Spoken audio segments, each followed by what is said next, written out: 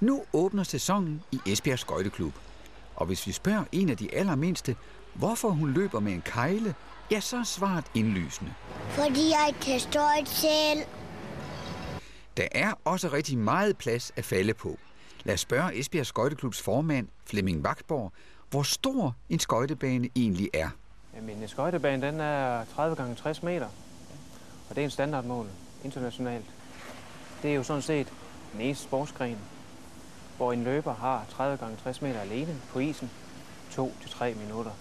Så det er en udfordring for løberen. Det er noget, der giver noget selvtillid, når de først kommer på isen. Første gang i deres fine kjoler. Alle små piger drømmer jo om at blive skøjteprinsesse. Så derfor kan vi jo også tilbyde små løbere, helst fra 4 år, at de kan komme ind og prøve at skøjte. Altså det er så på vores skøjteskole, som er begynderholdet. Det er årets store chance for at starte som skøjteløber, der inviteres til nu. 2 søndage er der åbent hus i Esbjerg Skøjteklub, den 17. og den 24. august. Her kan man helt uforpligtende prøve det hele af. De kan prøve at komme på isen. Vi har nogle støttestativer, vi har nogle piger, der kan holde i hånd. Og så kan de komme ud på isen og prøve at se, hvordan det er at være på glat is. Esbjerg Skøjteklub har også juniorbegynderhold. I det hele taget er skøjteklubben en meget alsidig klub. Jamen altså, Esbjerg Skøjteklub er jo en utrolig bred klub. Både sagt sådan, at vi er en af Danmarks allerstørste klubber. Og det er jo ikke eliten, der er stor, ikke? Og det er bredden. Vi kan så også sige, at i sidste sæson, der vandt vi DSU, det er Dansk Skøjteunionens klubkonkurrence, som bygger lige så meget på bredden som på eliten. Og det gjorde vi hovedsageligt i kraft af, at vi havde så mange løbere, der kom og deltog. Skøjtesporten er faktisk en familiesport. Det skal forstås sådan, at der er stor forældreopbakning. Her ser vi Rebecca på isen. Men hvordan oplever hendes mor Esbjerg Skøjteklub? De får en masse socialt, og den ene af dem er meget sådan, jeg kan godt lide at yde en masse sådan sportsligt. Den anden, hun er mere til det sociale. Altså den ældste, Lea, hun kommer, fordi hun synes, det er en god måde at dyrke motion på, også, men ellers så er det for at være sammen med en masse skøjteveninder. Rebecca, hun vil gerne præstere lidt, så hun vælger tit venner fra derhjemme for at komme til skøjtning. Men også de venner, hun har på skøjtehold, det betyder utrolig meget for hende. Og lad os så lige høre, hvad Rebecca synes er det bedste ved at skøjte. Det er nok at være til konkurrencer. Hvorfor nogle konkurrencer du været med til? Friløbskonkurrencen, DM og JM, og så begynder konkurrence. Hvad er det allerbedste ved skøjtning? Det er, når man er til konkurrencer og sådan noget. Det er ikke til at tage fejl af. Konkurrencemomentet er en stor drivkraft.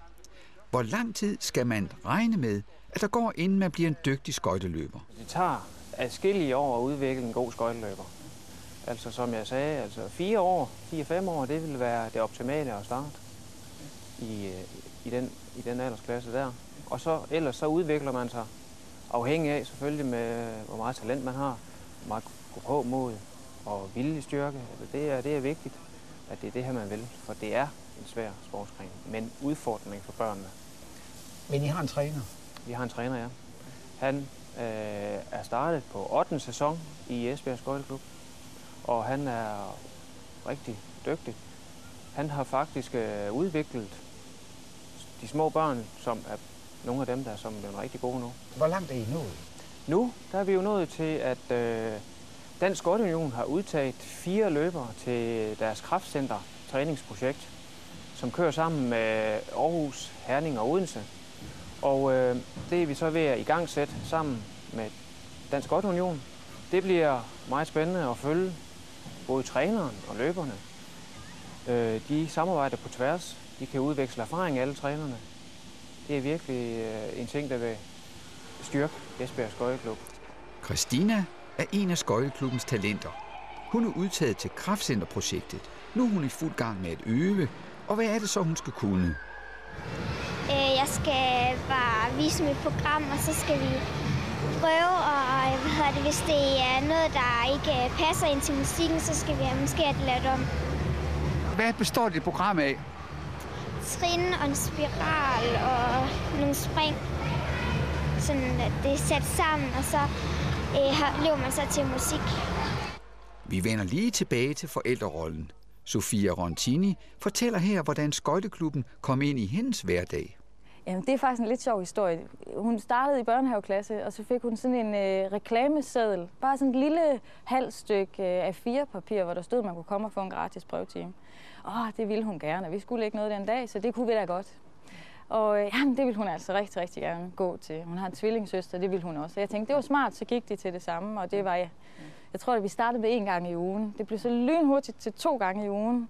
Og så var der også den der legitime ting i, at man kunne få lov til at være så tæt på prinsesse, uden at lege, fordi man kunne have de der flotte dragter på, der var jo glimmer og skørter, og der var jo det hele.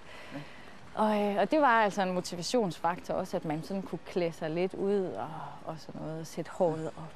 Og nogle gange, når de der første begynderkonkurrencer, som er gruppekonkurrencer, så de ikke sådan skal stå med hjertet, der banker helt vildt, helt alene på isen, der er der også glimmer i håret og sådan noget. Og så da den første sæson var gået, jamen, så ville hun gerne. Og det var også sådan i starten, at man gik til sådan nogle små tests.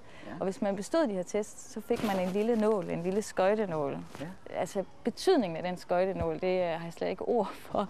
Så kunne man gå til test nummer 2, og så fik man så den anden nål. Og til sidst så havde man jo nærmest helt bryst fyldt med nåle. Og det var selvfølgelig også en motivationsfaktor, at man ligesom kunne se, at man blev bedre. Ingen tvivl om, at det er den usædvanlige blanding af konkurrencer og påklædning, der gør skøjtesporten så dragende. Og formanden er helt bevidst om, at det skal være en fornøjelse at gå til skøjtning. Selvfølgelig er det sjovt at gå til skøjtning, fordi der er jo en masse udfordringer for børnene. De vil gerne lære nyt, og vi har jo en hel del sociale arrangementer. Der er nogle af de begynderløberne, de bliver tilbudt at komme til begynderkonkurrence, hvor de kan få deres fine kjole på og vise deres forældre, deres bedste forældre, hvad de har lært i løbet af sæsonen. Og så har vi selvfølgelig også nogle julearrangementer, og vi har noget fastelavn, hvor de slår katten af tønden på isen her. Mens vi sætter åbent hus tidspunkterne på skærmen, fortæller Flemming Vagtborg om den største forestående begivenhed i Esbjerg Skøjteklub. Esbjerg Skøjteklub er vært for DM i kunstskøjteløb i år til december, og det bliver jo virkelig spændende at følge vores løbere på hjemmebane. Så det ser vi frem til, at det bliver et rigtig spændende arrangement, og der kommer Danmarks bedste løber jo selvfølgelig. Lad os slutte af med at høre, hvad Louise synes er dejligt ved at være med i Esbjerg Skøjteklub. Altså, jeg kan godt lide trin og spring, og så er det sjovt, når man skal lære sit program til, når vi skal lave konkurrencer. Et program, hvad er det? Det er et program, det er sådan, hvor vi laver både spring og trin i en serie til noget musik. Og det er så det, vi får point for, og så er det der, hvor vi får første, anden og tredje og alt det der. Hvor længe har du løbet på skøjter? Jeg tror, jeg er ved mit 5. år.